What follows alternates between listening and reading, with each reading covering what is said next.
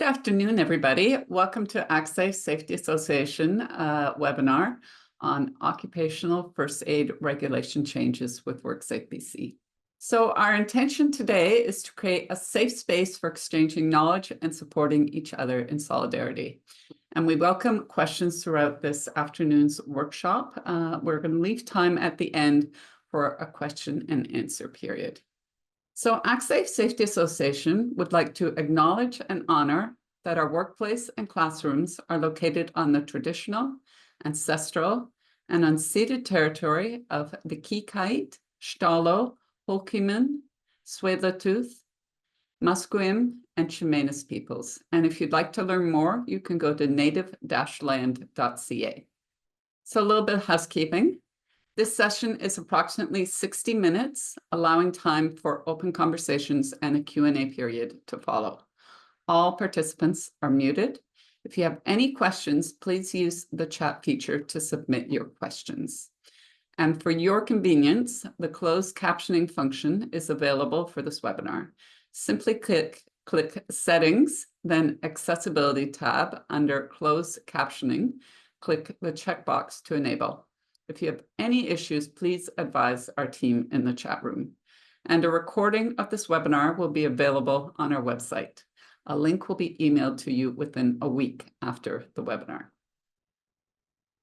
So some learning objectives. By the end of this webinar, you are going to be aware of the OH&S regulations changes for occupational first aid in BC's workplaces, and this is effective November 1st.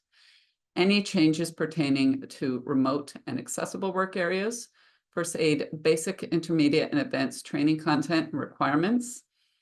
Employers need to conduct first aid assessments to establish their workplace first aid requirements. First aid certification at recertification according to regulation changes. That first aid kits are now going to be aligned with CSA standards, and employers need to test their first aid drills and procedures. So a little bit about our presenters. Dagan Nish, who is an Actsafe safety advisor. He has approximately 12 years of experience in the motion picture industry. He's got an acting background, a degree in emergency and security management from JIBC, and was recently certified as a workplace psychological health and safety advisor. And myself, Marett Alexander, I'm also an Actsafe safety advisor. I have served as head of health and safety for various film departments. I have a bachelor's degree in arts and have recently completed my certification in OH&S. And I'm now working towards my CRSP designation. We're also welcoming Deesha Jaswal, who's an OH&S consultant with WorkSafeBC. And she's been a safety consultant for about 14 years. She started off in healthcare and is now applying her expertise to motion pictures and live performance industries. She has also recently completed her MBA. And Kaydee Mohl, who's a manager with ProSafe training, and she's been in the health and safety industry for about 10 years. She currently manages ProSafe's Vancouver, Port Coquitlam, Burnaby, and Richmond campuses. And she's been an OH&S Level 3 ticket holder and a licensed emergency medical responder for many years. And she currently teaches all levels of OFA and Red Cross. So she's an instructor trainer with the Red Cross and is currently completing her provincial instructor diploma. A little bit about Actsafe. We are a not-for-profit health and safety association who support British Columbia's arts and entertainment industries. And we've been around since 98, sorry. We've been serving our industries by providing resources and training to employers, workers, and supervisors. And this is to achieve a healthy and safe workplace. We provide information relevant to best practices around health and safety for people in British Columbia. So our vision is to have the safest and healthiest arts and entertainment workplace in the world. And our mission is to prevent and eliminate workplace injury, illness, and death by providing world-class occupational health and safety well-being programs to employers, supervisors, and workers in the BC arts and entertainment industry. And our core values are safety, education, accessibility, collaboration, and innovation. So, in April of 2023, the board directors of WorkSafeBC approved amendments to Part 3 of the regulation. These changes were slated to take effect November 1st of this year. So the time lag from April to November was intentionally designed to give employers and training providers ample time to prepare for the forthcoming adjustments. These amendments are applicable to all industries and workplaces in BC. Some key changes that are especially pertinent for work sites that are remote or have significant barriers when administering first aid. Even workplaces that are currently in compliance with the existing regulations might observe minor alterations. So why the need for these changes? The first aid requirements have been largely unchanged for nearly 2 decades. Over this time, minimal changes were made. Several factors contributed to the decision to amend these regulations. One significant reason was that employers often defaulted to perceived requirements without considering specific workplace hazards. This underscored the necessity for a more robust first aid assessment framework that goes beyond the basic first aid requirements. Investigations, both employer-submitted and those conducted by WorkSafeBC, identified gaps and deficiencies in first aid services and emergency transportation, particularly for injured workers in remote locations and at work sites with considerable barriers to first aid. Another contributing factor was the implementation of national standards across Canada. Previously, first aid regulations were legislated provincially, and this caused confusion for companies operating across multiple provinces with interprovincial employees. So this confusion was the driving force behind the push for unified standard of first aid across Canada. The Canadian Standards Association, CSA, has 2 key standards: CSA Z1210-17 for first aid training, and CSA Z1220-17 for first aid kit requirements. These standards have been adopted in most Canadian provinces, with British Columbia joining a bit later than some others. Harmonizing with these 2 CSA standards is intended to facilitate labor mobility, allowing qualified workers from other provinces to use their first aid certificates in BC. In today's presentation, I will introduce some new concepts. First, we have workplace class. This was designed to enhance the transportation and equipment needs for remote and less accessible workplaces or work locations.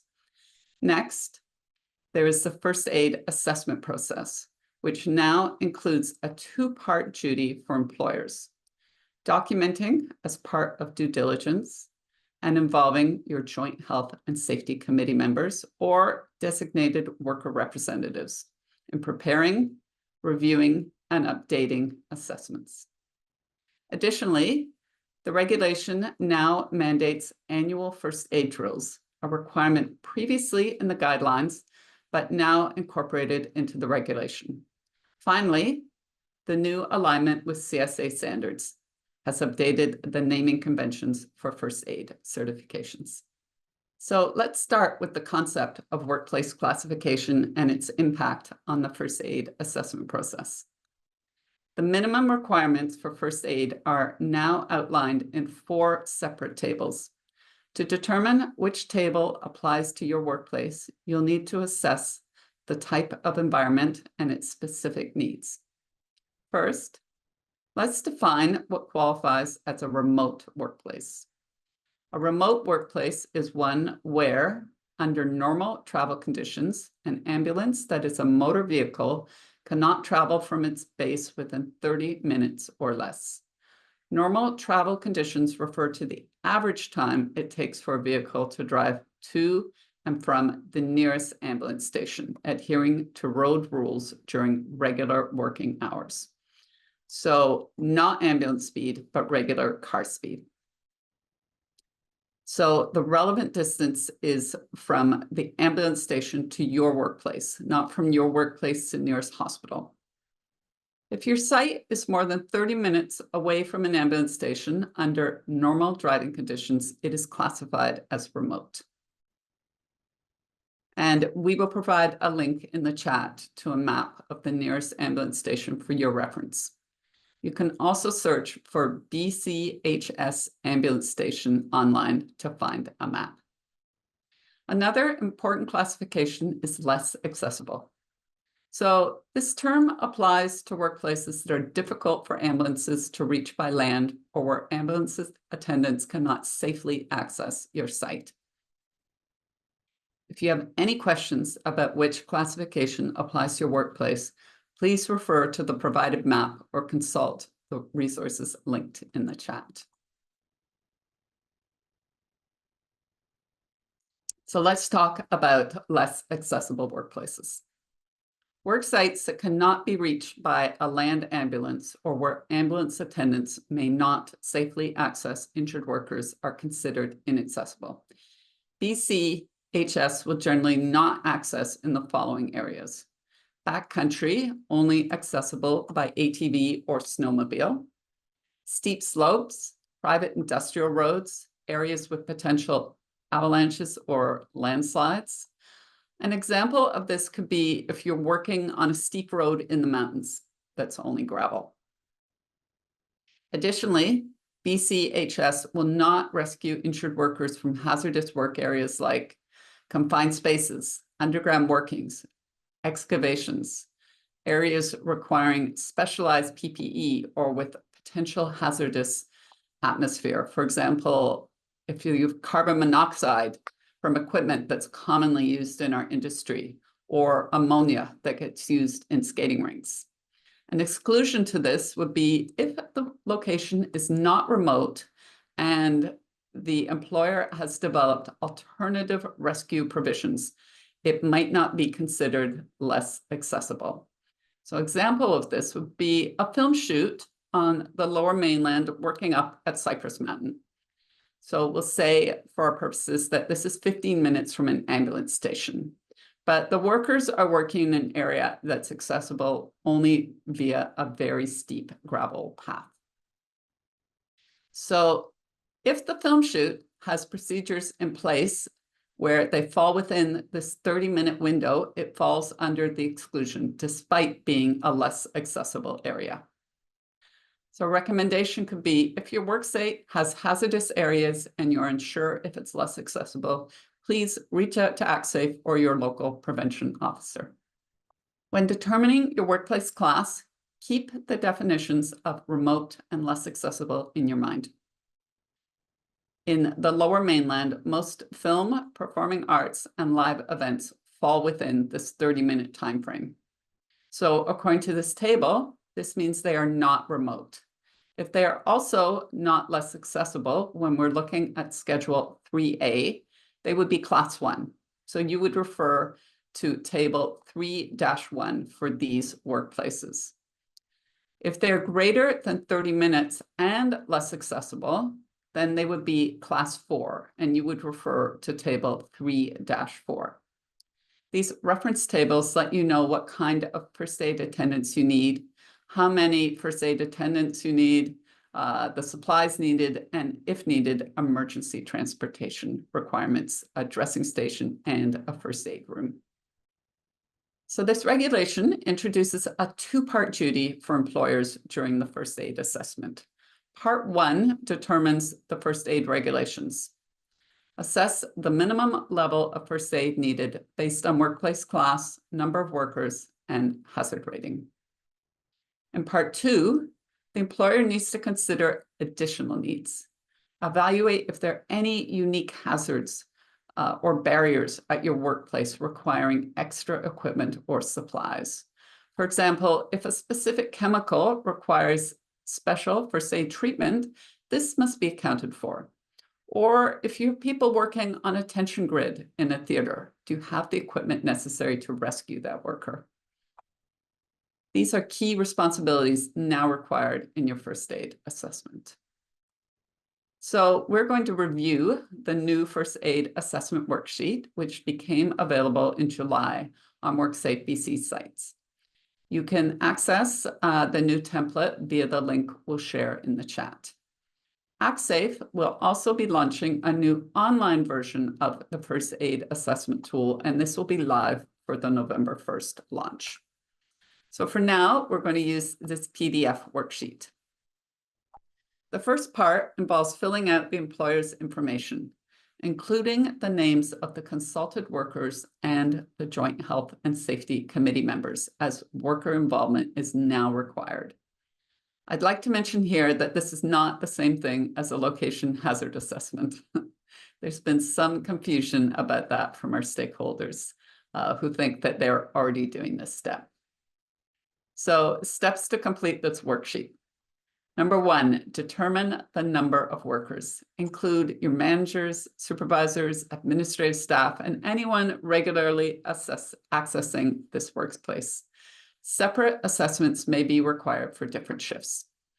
The guideline offers direction for calculating workers across multiple sites. This multiple sites applies when workers are doing similar tasks at different locations throughout the day. An example of this would be drivers. Step 2, determine your hazard rating. You can use the QR code on the worksheet to access the document listing industries and their hazard ratings, which are low, moderate, or high. And this rating assigned by WorkSafeBC is based on claim statistics and common hazards for your industry. You can also find this rating on your annual assessment rate letter or by using the tool on the WorkSafeBC website. Part 3, exceptions. Administrative workplaces with lower hazard ratings, for example, the office. Multiple workplaces with different hazard ratings at various stages. CUs not assigned a hazard rating, or workplaces where tasks align better with a different CU. So for exceptions, ensure your decision is justified in the assessment and involves consultation. If you use an alternative CU, it must not be used to reduce your hazard rating inappropriately. The next step in the first aid assessment is determining your workplace class based on the definitions of remote and less accessible. Let's use a performing arts venue with a tension grid as an example. If the venue is 9 minutes away from an ambulance station, it's not considered remote because it's under 30 minutes. This would fit under Group 1.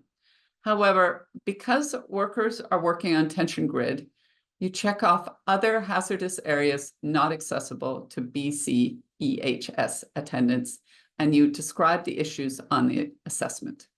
For the purpose of this assessment, we'll state that you have a rescue procedure in place and you're able to get that worker off the tension grid so it falls within the 30-minute time frame.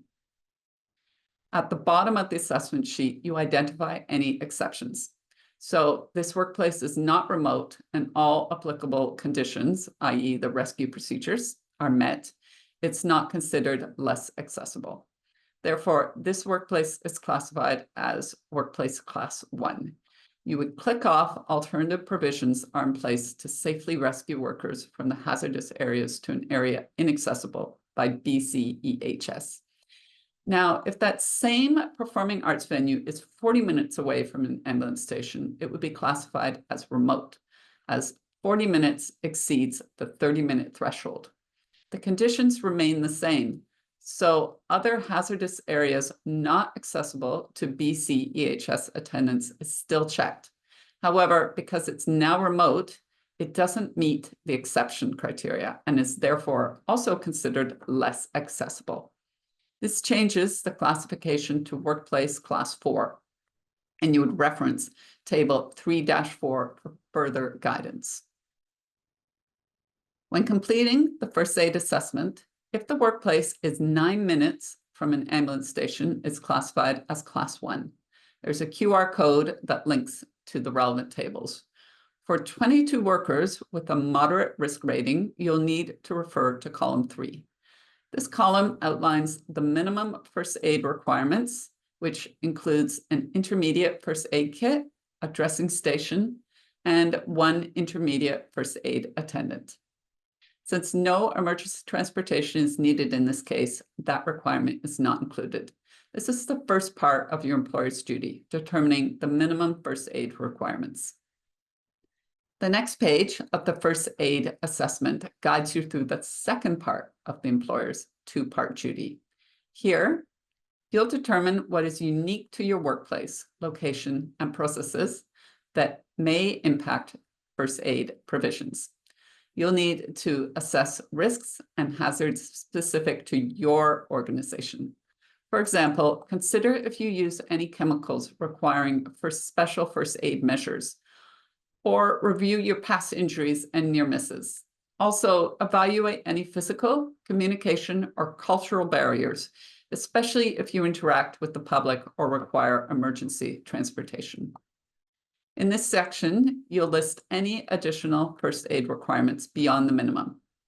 So, for example, if you were using fire as part of your scene you were shooting, or as part of your performing arts or live entertainment presentation, you would need to add cooling packs, burn dressings, and hydrogel to your first aid kit. If you decide to have an AED, you would also list it here under additional equipment. Another situation you could encounter, especially in performing arts or live entertainment, is where first aid attendants are expected to treat members of the public. The employer would have to ensure that the number of first aid attendants and procedures are sufficient to provide treatment to workers without undue delay. Consider if you have a workplace that is large and it takes more than 10 minutes walking time to reach all areas of the workplace.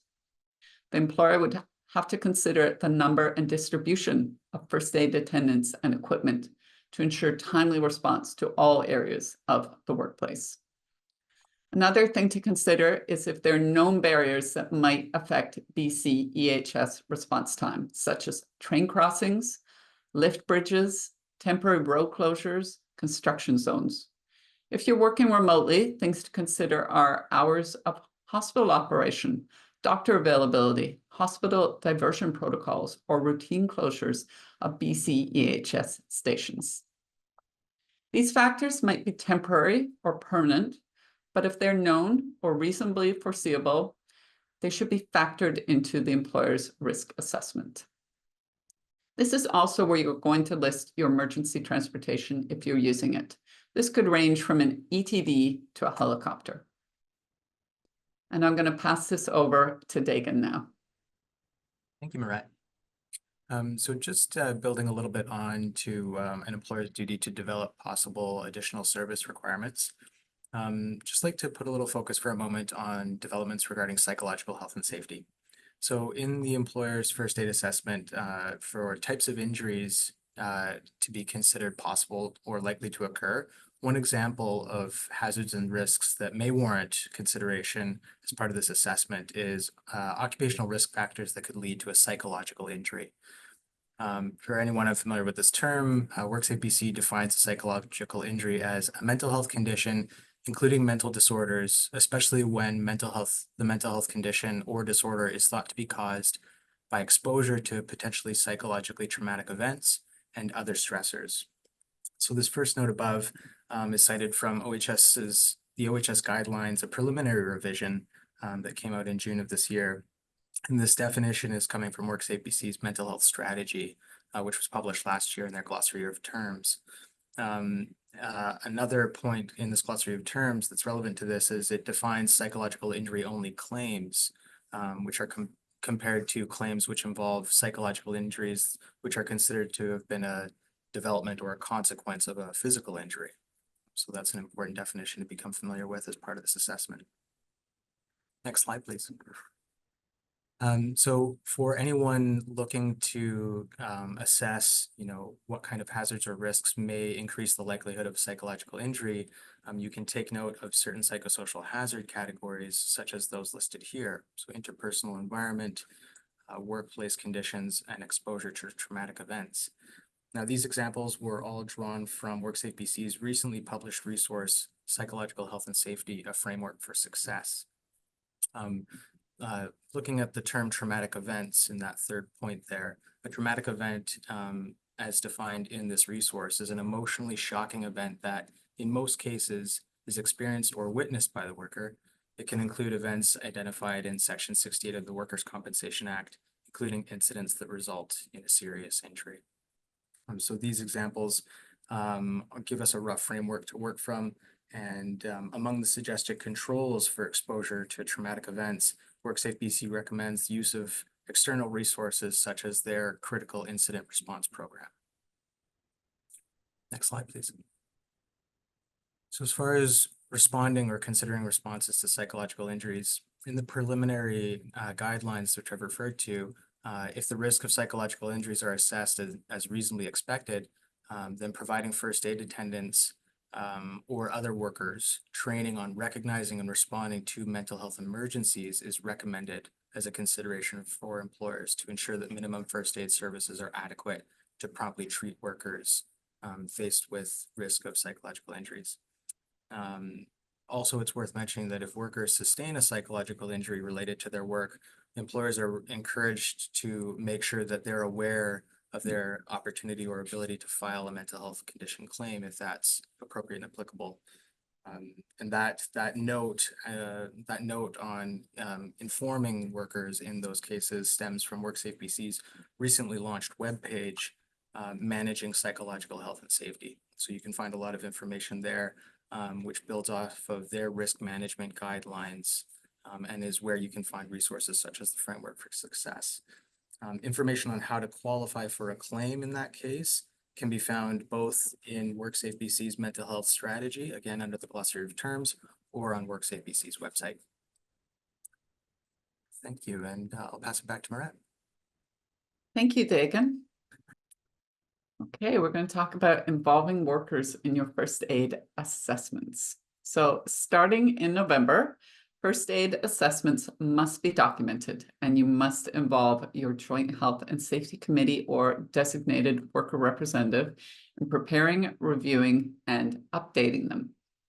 These assessments must be reviewed and updated at least annually or when significant changes occur. Smaller workplaces without a Joint Health and Safety Committee or designated representative are also required to involve workers in this process. So this can be done during safety meetings or toolbox talks. And the reason for this amendment is that workers are in the best position to inform the employer of the hazards and risks associated with their tasks. Their involvement is crucial to the success of your first aid program and overall safety management system. The guideline includes a list of procedures that may be required in your workplace. While these procedures are already covered in the current guidelines, the new preliminary guidelines offer a more detailed guidance on what's expected. Essentially, nothing has changed, just clear expectations. Workers and attendants must be trained in the relevant first aid procedures, and these should also be part of your worker orientation. For example, workers should know how to summon first aid, the location of first aid facilities, and how to get first aid during an evacuation. First aid procedures should be printed and posted throughout the workplace, including in lunchrooms and other common areas. They should also be made available on the company intranet, shared drive, printed copies, vehicles, cell phones, or mobile apps, whatever works best for your workplace. It's crucial to involve workers in choosing the communication methods that work best, which might be a combination of several methods. We can talk about drills now. Drills are crucial for ensuring the effectiveness of your first aid procedures, even though they require time and preparation. They serve as both a test of your procedure and a valuable training tool for everyone involved. During drills, assess whether you can access equipment, supplies, and first aid facilities without any issues. Ensure workers are familiar with the procedures, know the location of the equipment, and can summon and respond to the first aid needs effectively. If you have multiple attendants, evaluate how well they coordinate. Check for any unforeseen barriers to accessing, assessing, moving, and transporting an injured worker. After each drill, you're going to want to identify any gaps or deficiencies and collaborate with workers and attendants to find solutions. This ensures everyone understands their roles and are committed to effective first aid services. Drills should be conducted promptly after implementation of new procedures, or at least annually, or when significant changes occur, such as new transportation methods or communication systems. Examples of this would include required transportation methods. For example, you go from a taxi to emergency transport vehicle. In the way a first aid attendant is summoned. In the workplace class, you go from class 2 remote to class 3 less accessible. To the level of first aid certification needed, you go from basic to advanced. To rescue procedures that affect first aid procedures. We're going to talk about worker safety during drills. Drills should not be designed in such a way that they do not, well, they should be designed in such a way that they do not pose an undue hazard to workers or the public and first aid attendants participating in the drill. If a drill of a particular first aid procedure poses an undue hazard to workers or others, a tabletop exercise may be used to supplement drill activities if it will allow for an effective evaluation of the employer's procedures. Employers must maintain drill records for due diligence. However, BCHS should not be contacted for conducting drills. You can incorporate 911 procedures into your drills, as many people are unfamiliar with what to expect. Just ensure that drills do not pose undue hazards. Use tabletop exercises if necessary. Finally, share your drill results with your Joint Health and Safety Committee or designated worker representative. Actsafe is creating a first aid drill resource and a first aid drill template that you can use for your drills, and these will be available soon. So when do you need to use an emergency transport vehicle? Your production will need to have an ATV if any of the following are true. You have a low hazard rating, a remote work location, which is more than 30 minutes from an ambulance station, and 50 or more workers. You have a moderate hazard rating, a remote work location, and 10 or more workers. Or you have a high hazard rating, a remote work location, and 6 or more workers. Types of emergency vehicles that can be used. Emergency transport vehicle, an ETV, industrial ambulance, mobile treatment center, BC Emergency Health Services ambulance, or a helicopter. If air transportation is the only reasonable way to access the work location, the production must arrange for emergency air transportation for seriously injured workers. You should also plan on using air transportation as a primary method if the surface travel time to hospital is more than 2 hours. So the requirements of your ETV. An ETV must be capable of safely transporting a first aid attendant and the injured worker with the stretcher used to secure the worker. ETVs must have an effective means of communication. So it must have effective voice communication between the operator and the attendant in the treatment area of the vehicle. It should have a means of effective communication with the scene of the accident, and it should have effective communication with the hospital. And Actsafe will have a resource for emergency transport vehicles that will be available by November 1st. So first, quick updates on the first aid kit requirements. These are changing based on CSA Z1220. Detailed kit contents are now available in the preliminary guidelines. Employers should transition these to new contents that as they purchase new kits or replace supplies. You don't need to discard your OFA kits, but you must acquire supplemental items to comply with the CSA standards. If you're buying a new CSA kit, ensure it's labeled as medium to meet compliance requirements. Some suppliers offer type 2 and type 3 kits marked as small, but you need the medium size. Changes to emergency transport vehicle equipment, first aid room equipment, and dressing station equipment are mostly minor. This is focusing on terminology and the inclusion of new materials in the kits. For example, the number of splints required in the first aid room has decreased since they're now included in the CSA kit. So now is the perfect time to review your first aid room or dressing station inventory. You might already have the necessary supplies, so a thorough check can help avoid unnecessary purchases. So I included this slide because it conveniently summarizes the changes from the old OFA kits to the new CSA kits. There's no requirements to dispose of your existing first aid supplies. These changes are mostly minor. For example, the basic kit now includes a few extra adhesive bandages, a pressure dressing, and hand cleansing towelettes. You might already have these items in your first aid room or dressing station, so now's a great time to check your inventory and see what you actually need. And I'm going to turn this now over to Kaydee. Thank you. So as we have noted, the CSA standards are across Canada, and this was a question that was coming up quite often with students in classrooms. And these changes were implemented to standardize training across the country so that people who want to work in different provinces do not have to repeat their training, but each province may have something that they have to do to come up to current legislation, such as a jurisprudence package. And all new course updates were implemented in BC as of September 1st of this year. Next slide, please. So what is changing? Some things have changed a lot and some things have kind of stayed the same. So program names have changed, durations of some of the courses, some evaluations, some skills or knowledge have changed with this update.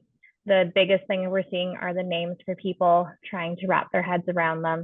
So Occupational First Aid Basic was formerly our Occupational First Aid Level 1.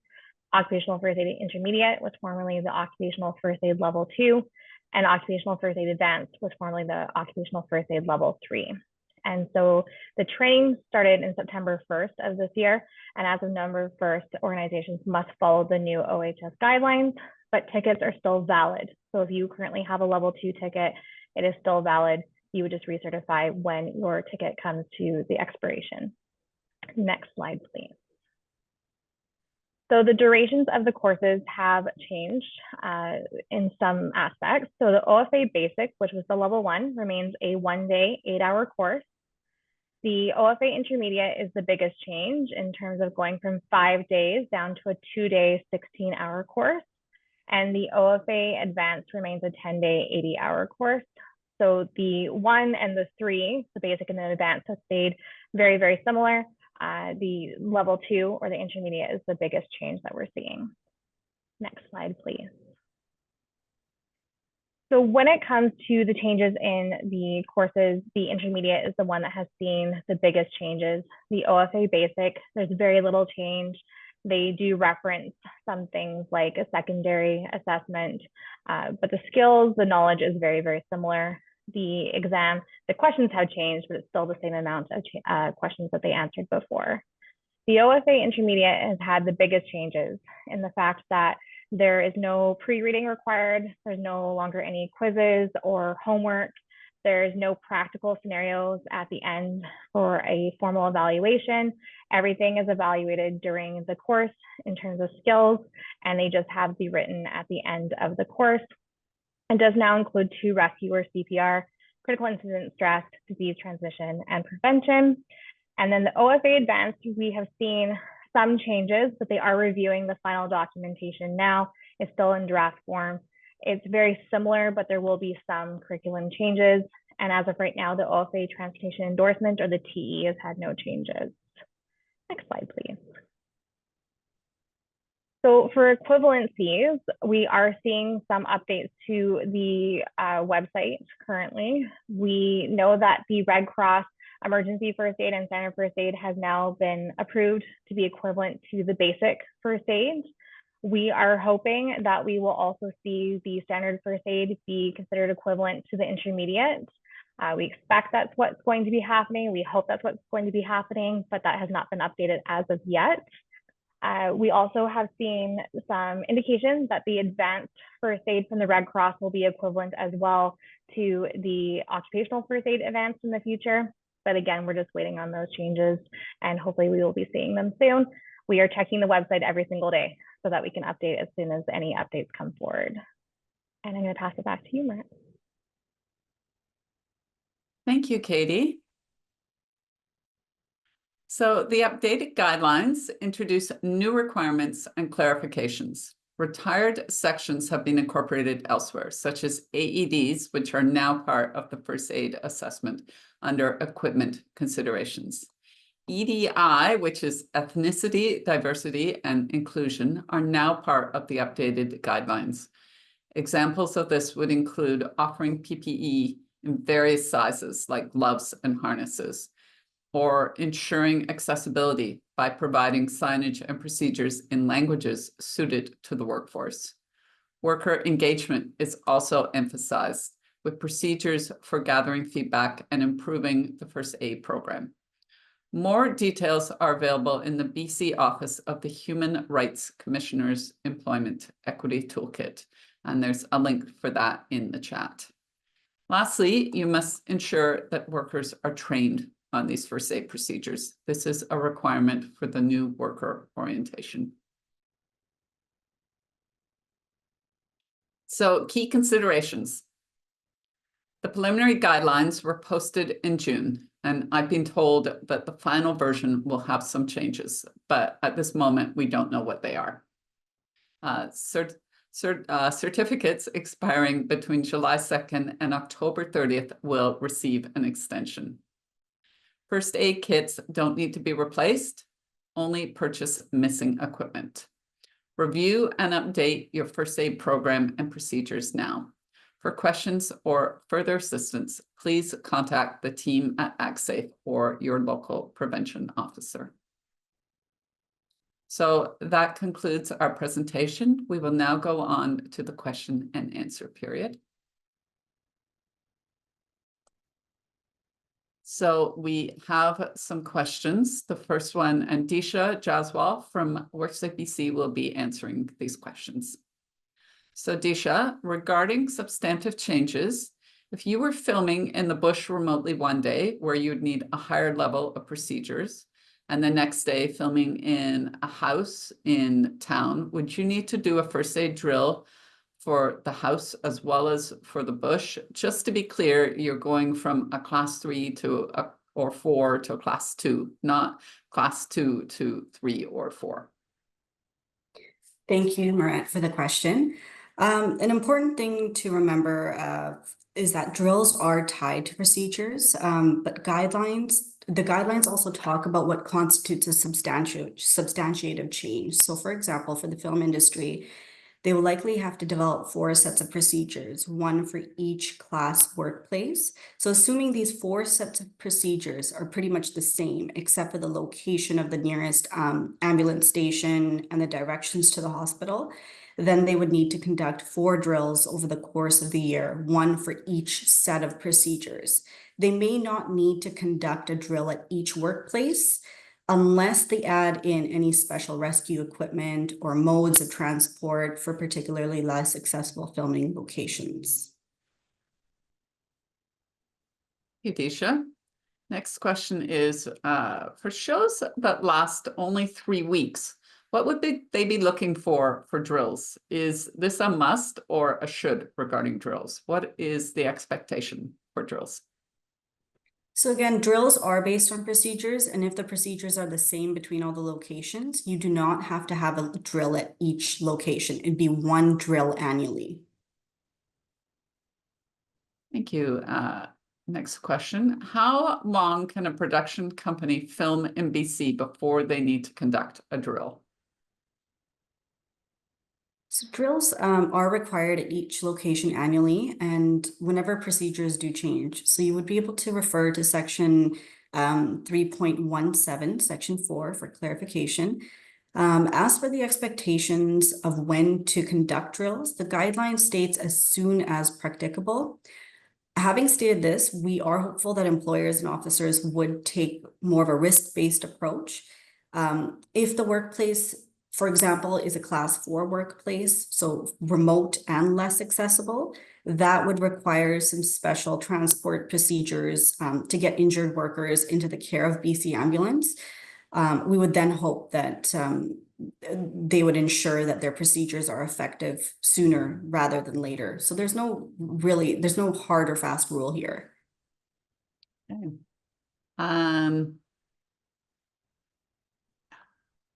Who needs to be involved in the first aid drill? The whole workplace or just the key players? So there are no specifications at the moment. However, individuals involved would be the key players. So key players such as the first aid attendant, workers involved, any joint health committee members, as they're going to be reviewing the outcome of the drills. So it would be the key players. What procedures and processes should be assessed during the first aid drills? A first aid drill should include mock scenarios that support the evaluation and effectiveness of procedures.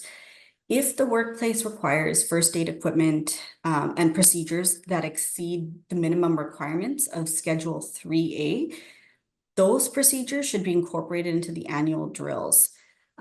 Drills should also be conducted when there's a substantiative change to written first aid procedures. So it's important to remember that BC Ambulance, when conducting a drill, they shouldn't be contacted for the purpose of conducting first aid drills, but specific procedures and processes that should be assessed during first aid drills would include the ability for first aid attendants or other workers to access equipment, supplies, and first aid facilities.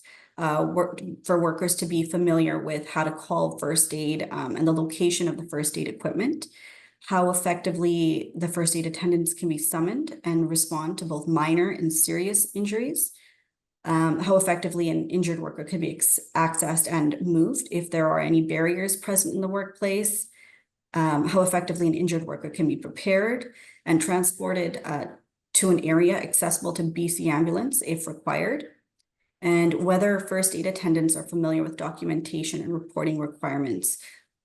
And a first aid drill should also include mock scenarios that support the evaluation and effectiveness of procedures listed above.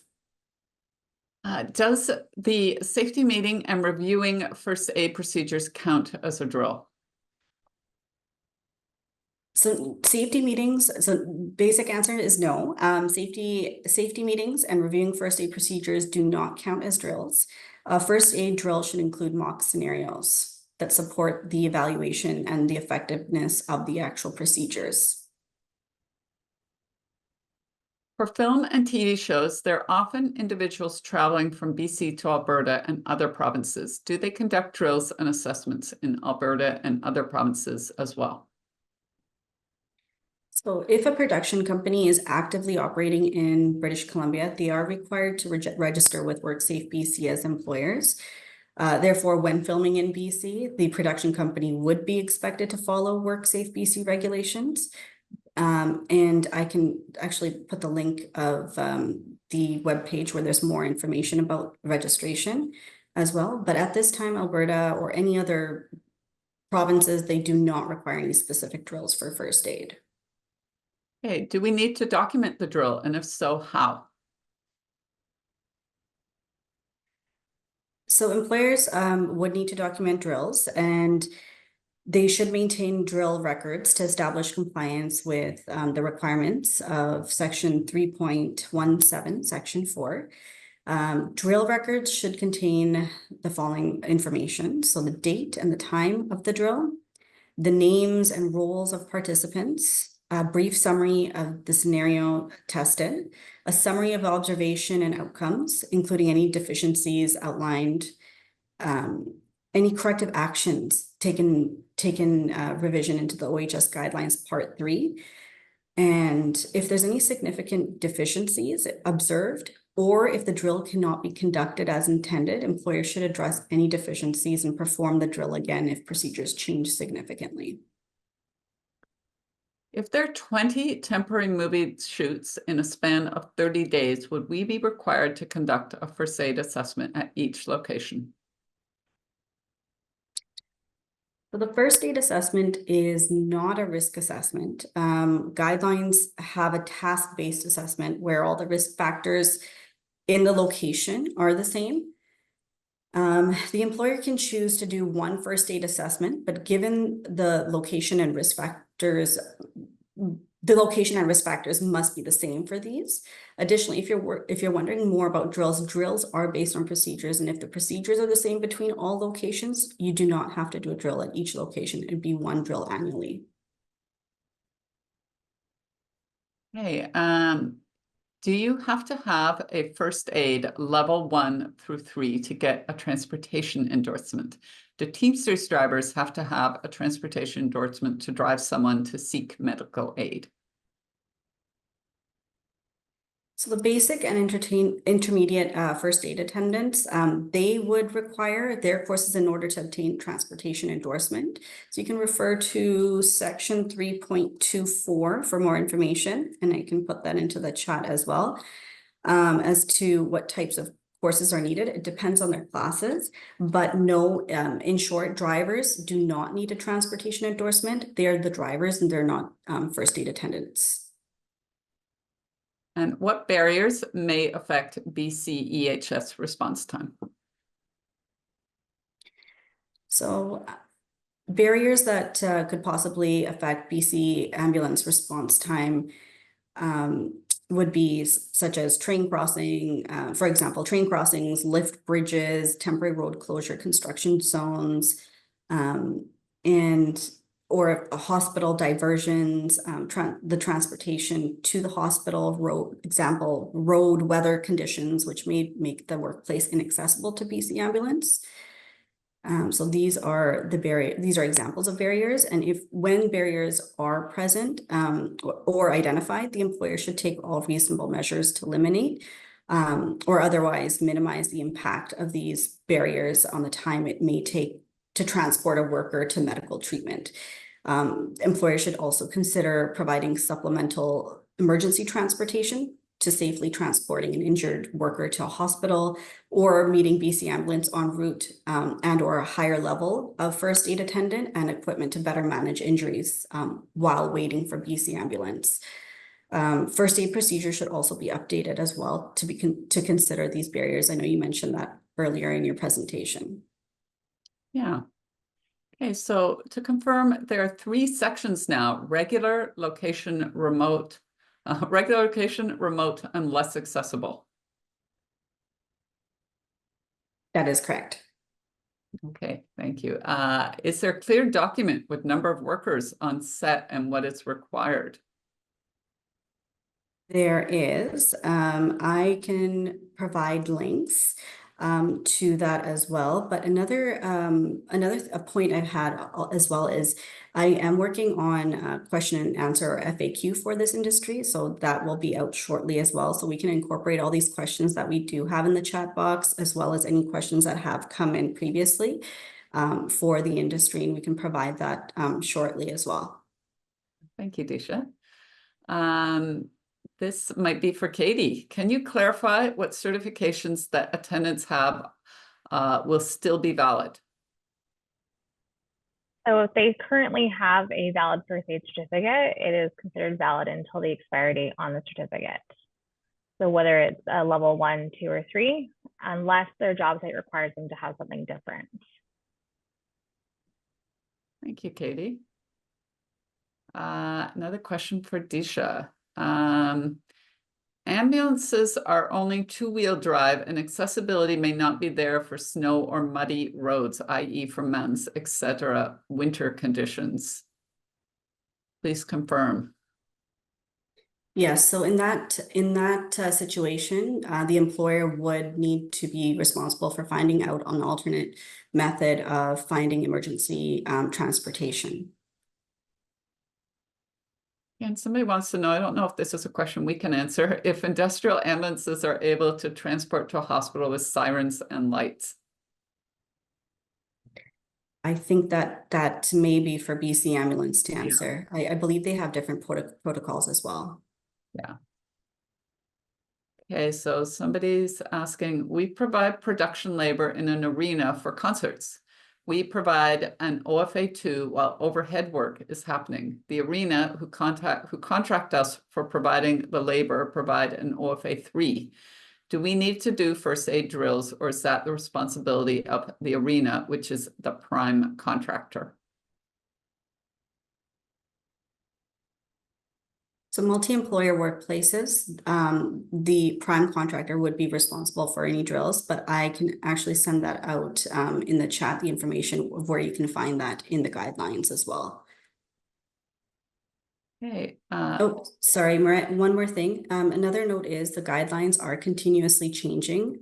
So even at the moment, as we are speaking, they are changing. So before November 1st, you will find a lot more changes within the guidelines. And if anybody does have any suggestions for wordings or any questions about the actual regulations, I can put an email address. It's called RegPack Consult, and that's where they can provide any questions they have for regulations or any guidelines specifically. Thank you. Is an employer required to provide first aid to an audience member? Sorry, Marett, was that question for me? Yes, just asking does an employer, are they required to provide first aid to audience members, so not a worker? They are, I mean, if they are there if they do have their first aid, and if they can provide first aid services, otherwise it would be good humanitarian service. Thank you. So somebody else asked, we are a live theater in BC and our work locations are all local. We do not have remote or inaccessible workplaces. Do we still need to do drills? Yes, drills are required annually, regardless of whether they're inaccessible or if they are remote. Okay. And somebody else asks, as for adding rescue systems to grids/loading galleries, is there a grace period for having these installed, or are we expected to be in compliance come November 1st? That is a good question. I can take that back to the regulatory practice department, and I can get the answer for you because yes, the regulations and guidelines are coming up quite soon. So that would be good to know. Somebody else asked, who leads the drills? First aid? So we don't have any specifications as to who leads the drills, but as I mentioned earlier, the key players would be first aid attendants, joint health and occupational committee members, or any workers that are involved, such as drivers, etc. Do you know if WorkSafeBC is looking at doing any kind of program with production similar to the PACE program, REJOHS, to help with incorporating these new regulations? That is a good question. I am not aware of that at the moment, but I think that would be a great ask. So I can take that back. And as well as I know they are in the background working on resources for specific industries. So I can also mention this point as well, because I think that would be beneficial. And to Shelley, who asked that question, you can always come to Actsafe as well, and we can see what we can help with. This would be totally depending on how much other work we have, but we would be happy to help you where we could. So please do reach out. Somebody's asking about first aid attendance. So this might be a question for Kaydee potentially. Are there any equivalencies related to quantity of attendance, specifically if two basic attendants are required, would one intermediate attendant be an equivalent, or perhaps one ADV is equivalent to two basic? Many in such cases, so equivalencies would be helpful, as many of our current first aid attendants hold OFA 3 tickets. That's probably a Deesha question. That's a WorkSafe question. Yeah. Yes, I can look into that, Marett, and I can get back to you on that, and then that way we can incorporate that into the FAQ as well. I would have to pull up the training requirements. Thank you, Deesha. Psychological first aid attendants. The union covers first aid attendants. These are level 3 advanced ticket holders. Are they being trained in this now? I am quite unsure about that question. Kaydee, do you know if you're training in this at all right now, or? There will be critical incident stress in the courses, but there wouldn't be necessarily like a psychological first aid training designation in the courses, unless there's updates that we haven't seen yet. There are other courses that you can take for psychological first aid training, but not currently offered by WorkSafe. Thank you, Kaydee. Can only one member of the Joint Health and Safety Committee complete the WorkSafe assessments? Or is it expected that all Joint Health and Safety Committee members take part in all assessments? There are no specifications at the moment. However, we do encourage all joint health and committee members to take part in reviewing the assessment. So everyone is on board as to what is going on within the first aid requirements and assessments. When BC Productions are filming in locations out of province, for example, Fortress Mountain in Alberta, do these regulations apply to BC workers, or would the Alberta regulations apply? So if they are filming in Alberta, you would not be doing any drills. It would only be active if you're actively operating in BC and you're registered here in WorkSafeBC as employers. These requirements would only affect you if you're filming within BC. How will WorkSafe be ensuring employers will be following the new guidelines? Will there be an increase in site visits by WorkSafe to ensure compliance? I'm not quite sure if there's going to be an increase, but we will be in contact with employers, and we'll be doing our best to work with them with adjusting to the new guidelines and regulations. But I can have a chat with the prevention officers and see what they're at and where they're thinking, and I can get back to you on that. Thank you.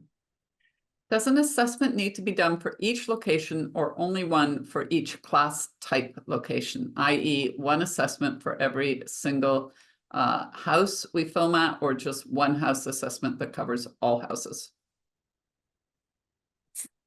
For assessments, it would depend on the procedures. So if the procedures are the same between all locations, you could do one drill, but at the same time, you could do an assessment for each location. If a production preps, shoots, and wraps in less than a year, are they required to conduct drills? So drills, again, are based on procedures, and if the procedures are the same, then you would have to do one if they're the same between all locations, then you do not have to do a drill at each location. It would be one drill annually. Okay. What happens when they change first aid attendants, pre-crews versus shooting crew? I'm guessing for drills, maybe? I'm not sure. Sorry, I'm not understanding the question either. So I guess I'm thinking this is to do with drills. What happens when or maybe it's for first aid assessments. What happens when they change first aid attendants, pre-crews versus shooting crews? I'm not sure that question maybe isn't fully fleshed out. We'll go on to the next one. Somebody would like to get a link to the section of the OH&S guidelines. We have a link, Kaylee, in our guidelines. We've put that up in the chat, and this will be coming out to you in the follow-up email. So if a level 3 person is required on locations and the show sends one from construction or another department and that department leaves, should the show actually supply a show level 3, not a department level 3, to make sure employees are covered the whole time? Hi, Marett. Sorry, was that for me? Yes, they're just wondering if there has to be a coverage for employees at all time with it's not really probably relevant to this. Yes, you know what? I can send the link into the chat. I'm just looking it up right now. I think everybody is so happy to have somebody from WorkSafe answer the questions. They're sending them out. Okay, next question for you, Deesha. When assessing the worksite, do you include all people who come and go throughout the day as total count number of people for the site? And activities change throughout the day. High hazard of power tools, chainsaws, etc., telehandlers, pyrotechnics. Does the highest hazard rate dictate the hazard rating for the site of the day? As a primary contractor, does the production also cover third-party vendors such as Aardvark, Full Moon, Whites, etc.? And finally, well, we've already answered this about the designated first aid attendants. So the first, I think there's multiple questions within that question, but the first question is yes, anybody who is on set, anybody who is working, whether they're part-time or full-time, would be counted as an employee. And I believe the second question had to do with hazard rating, and were they asking if, you know, there's a hazard rating change from? Yeah, it's okay. if they're working at the highest hazard, I guess what people are a bit confused about with the hazards is because so for movies, it's a moderate hazard, and for live events and performing arts, I believe it's a low hazard. So they're wondering if they would ever be at a higher hazard rating. So that is a possibility, but where work is performed in a separate workplace, it's not generally considered work described in the employer's classification unit description. And if it poses a greater risk to workers, then a different hazard could be used. But however, if you're in the same location and you have, and say, for example, the classification unit describes supporting activities for motion pictures, let's say, and the supporting activities include administrative, construction, casting, it includes all of those, then we would utilize the assigned hazard rating as moderate. And I can put the link into the chat for you right now. Okay. So where you can find the hazard rating within your CU. Thank you, Deesha. Somebody's wondering what is defined as key player in regards to the involvement in the drill. The key player would be anybody who would be involved, such as a first aid attendant, any joint occupational health and safety members, as they will be looking over any assessments, reviewing the assessments, any workers who are involved, any drivers who are potentially involved as well. Okay, somebody's wondering about the first aid room. That might be a requirement on some sets. Can a room in the honey wagon be designated as a room when you're on locations? I believe that depends on how many employees are working, and it depends on the assessment as well, but I can definitely get back to you on that. Thank you. Does a fire drill count as fulfilling the drill requirement?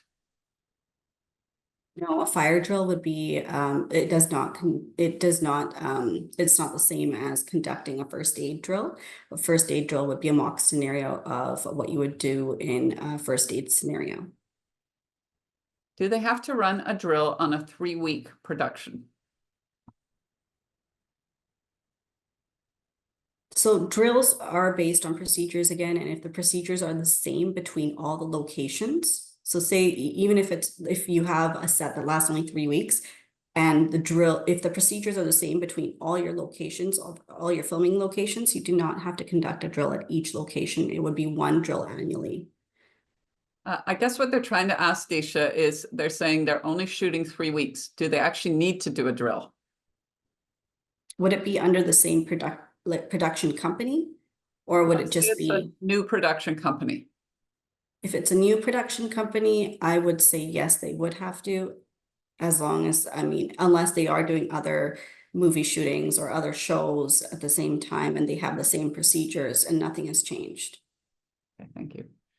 Can a production double an emergency helicopter to serve also as a talent or executive transport to a remote location that requires an emergency helicopter? I would definitely be able to get back to you on that. I would need to look that up. Okay. If the first aid attendant are required to treat members of the public, are they included as employees? I think you answered that one a bit earlier, but Yes, yeah, it was the same question as Yeah. before. yeah. Can you please clarify the transportation note for low hazards in class 3 workplace? I'm not sure what that question is. Does that make sense to you, Deesha? No, I think I Okay. need more Okay. information. If you have multiple first aid attendants for each of our venues, do we need to do a separate drill for each of those first aid attendants? So no, if you do have multiple attendants, as long as the procedures do not change, you wouldn't need to do a separate drill for each venue or each place. It would be one drill annually.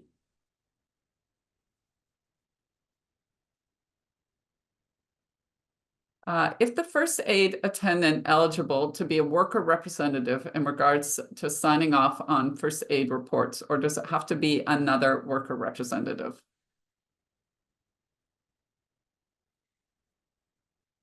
Sorry, Marett, can you repeat the So question again? if the first aid attendant is eligible to be a worker representative in regards to signing off on first aid attendance, first aid reports, sorry, or does it have to be another worker representative? I think we're talking about the assessments, the worker involvement. So they're asking if the first aid attendant would be eligible. That's a good question. I can take that back. Thank you. Are first aid assessments required to be posted in each work site on the respective safety boards? Yes, that is correct. Somebody's looking for recommendation for mental health courses to support the film industry. Maybe you could put that in the chat, Dagan. If you know it, or will any courses for mental health be necessary in the near future? Somebody says, is an annual drill required within the first 364 days of a company's operation? It is required as soon as practicable, but yes, within the first 364 days, correct. As soon as practicable. Okay, so somebody thinks that the question wasn't answered fully, just to clarify.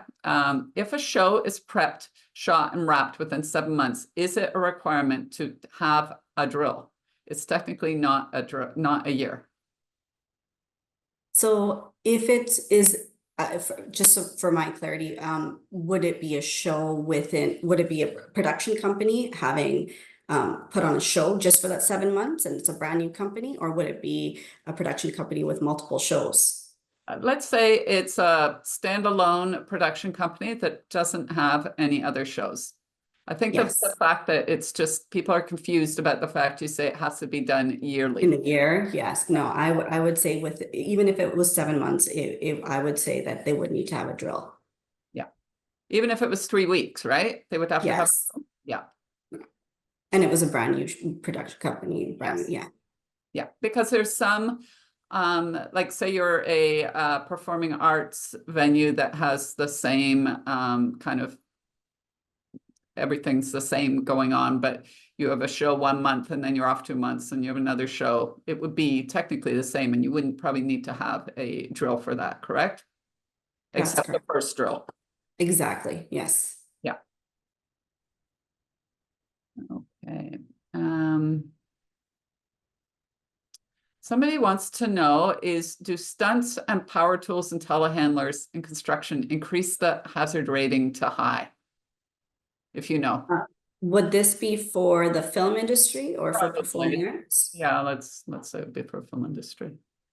So if it's not included in the hazard rating for classification unit, then it would not. But if it's not and it is a separate location, then it would. So I'm gonna send a link out right now so then everyone can have a read. I can send that out right now. Thank you, Deesha. For performing arts theater, not remote, 1,000+ capacity, what level of first aid is required for the front of house services? And what are the dressing room requirements? I think that would need more detail to answer because you would have to go through the assessment. Yeah. Yeah. And I believe you have already answered this, but if a production company has more than one project going on at any one time under the same company, are they only required to do an annual drill on one of the shows?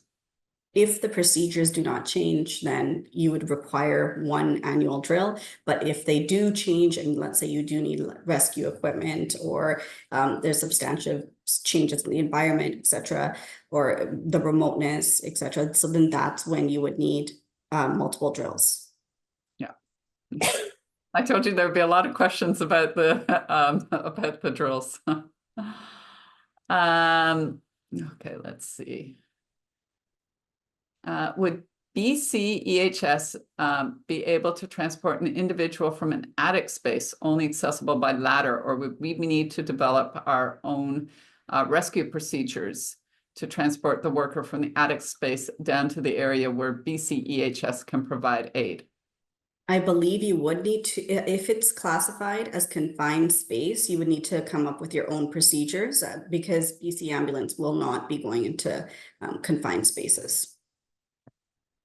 When you have low risk activities, office combined with high risk activities such as set construction, power tool, and working at heights, does this increase the risk from moderate to high? So are they asking if there is administrative as well as higher? So if it's included in the classification hazard rating, so in film, say for example, film, they do have administrative, they have construction, they have they're all different occupations, but if they are listed in the hazard rating for the classification unit, then you would use the hazard rating that's listed in the classification unit. If not, that's when they would have to look into using a higher hazard rating. Or if it's a separate workplace that's not generally consistent with work described in the employer's classification unit and it poses a greater risk, that's when a different hazard rating should be used. If it's not practicable to conduct a drill within 365 days, what else can be done to still meet the requirements of the legislation?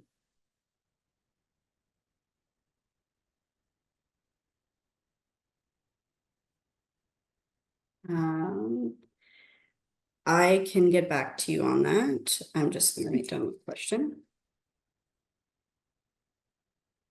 Hey, Canna Productions Occupational Health and Safety Program incorporate details / answer questions on who the key players are designated as for running / documenting / evaluating the drills and for signing off on the first aid assessments.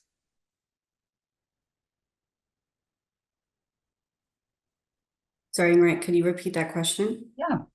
Canna Productions Occupational Health and Safety Program incorporate details / answer questions on who key players are designated as for running / documenting / evaluating drills and for signing off on first aid assessments.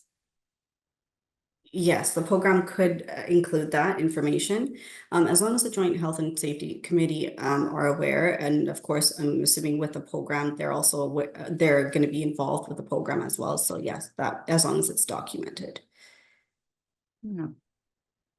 Somebody wants to know, do work sites need potable water?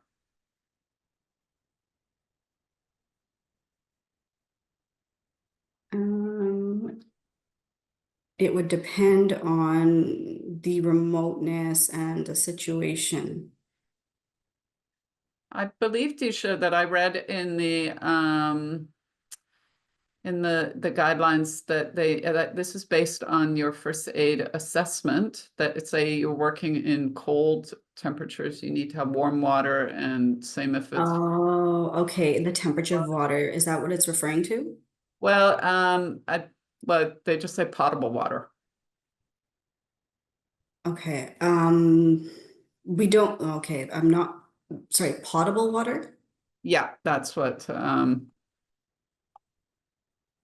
That was the question. I can look into that. I do have information about reasonable temperature for water where, I mean, if you keep water in a running car, where would the heating aspect of it? But I can look into this for you as well. Okay. Will you have a template or example of what a first aid drill should look like include available by November 1st? And I can answer this. Actsafe is developing a resource for drill. So you'll be able to, it's not going to be an example of what a first aid drill is, but it's going to be all the things that should be happening in the drill and the documentation for that. Somebody asked, does there need to be a designated first aid attendant from on site from opening to close of work site? Yes, that is correct. You would need from open to close. You would need a first aid attendant at all times. Okay. A shooting crew is shooting up on Seymour Mountain. Road is gravel, steep, and requires either an ATV or four-wheel truck to transport crew to and from base camp to shoot location. Drive is slow and takes approximately 10 minutes. Production has a first aid attendant with a jump kit at a satellite station with no first aid room, mostly focused on food and water. Production has crew up there for 8 hours and then is moving to a new location on Seymour. Productions will usually forego a more robust first aid setup in these types of situations. Will this be considered passable by WorkSafeBC under the new regulations? Is the question asking it's going from less accessible to more accessible? No, I think they're just asking if I think probably this question is stating that like there's no first aid room when they probably should be having a first aid room. And will WorkSafeBC come on site and say this is not possible because you need to be having a first aid room? That I believe that's what the question's asking. Well, if the procedures did change and if the assessment is different, then yes, you would have to go with the requirements. Yeah. Also, potable water, just there was clarification on that potable water question. It's drinkable and can be digested. Like I say. Okay, and it's more to do with temperature, is that correct?